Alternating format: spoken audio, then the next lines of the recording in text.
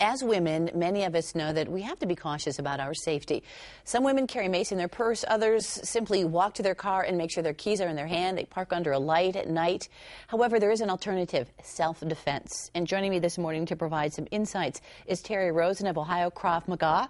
And I said that right, didn't I? You did, yes. Never heard of it, though, before. Explain what it is, because I'm sure there's many folks out there who haven't either. Well, it is the official defensive tactics system of the Israeli Defense Forces, which I know sounds scary and fancy, but basically what it is it's hand-to-hand combat. And one of the cool things about it is that it bases, the self-defense techniques are based on your natural reactions to a stressful situation. So we don't try and make you relearn everything that your body has already done. Well, because face it, half the time you're startled, you're shocked, right? And to try to put your body or your mindset into something when you're not even thinking along those lines, it's hard to go into that mode. Exactly, right. So we kind of, we use an example: a mosquito bites your leg, you slap it, you don't even think of it. And our self-defense techniques are very similar. For example, if Scott and Aaron can show us. Yeah, we've got a couple guys from yours in our demo set. What are they going to do for us?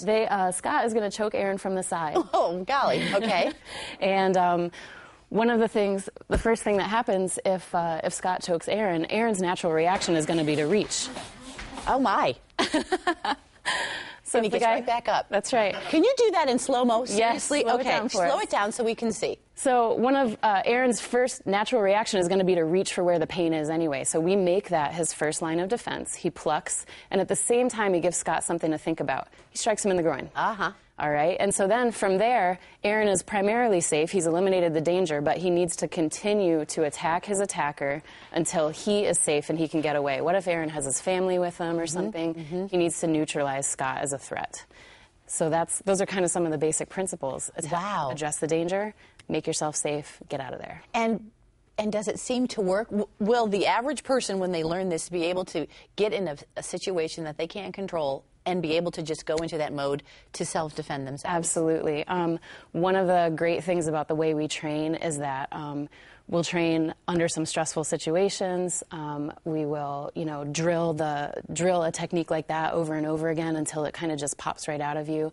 Muscle memory, sort of. Absolutely, but it doesn't take a lot of it, like I said, because we're already building on natural reactions. Okay, let's see something else, guys. All right, let's bear hug. Okay. So the scary thing about a bear hug, this is a pretty real attack, and the scary thing about it is you don't know what Scott's doing. He might be picking you up to take you somewhere. It's not a choke with an immediate danger, but who knows why he's from the attack in the back. And could we see that one again in slow-mo, gentlemen? So Scott, it's harder to do in slow-mo, but Scott grabs Aaron and picks him up. Aaron wraps his leg around Scott to make himself kind of more part of Scott. That way he can't kind of dump him over or anything. And again, strike to the groin. Mm-hmm. Very effective first target. From there, Scott will probably for men and women? Yes, absolutely. Okay. Yep.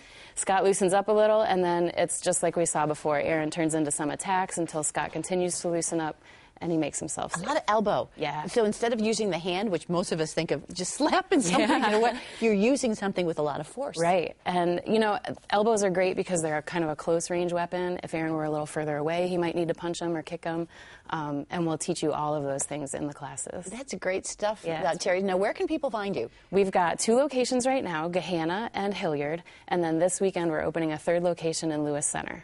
That's amazing. And what you do, men, women, all ages, right? Yes, yep. The youngest we accept in our adult classes is 14 or 15, but we do also have a youth program, and they learn some of these techniques as well. And what's the phone number where people can reach you? 614-861-6213.